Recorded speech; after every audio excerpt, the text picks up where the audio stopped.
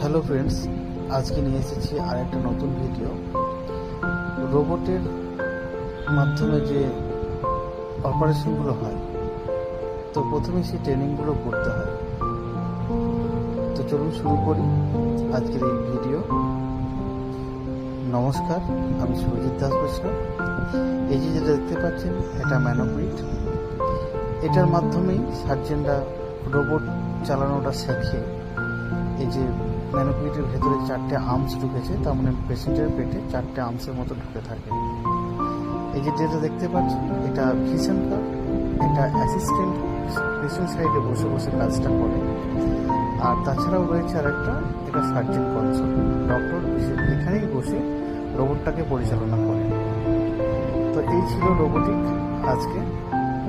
নমস্কার, আপনারা ভালো থাকবেন, সুস্থ থাকবেন।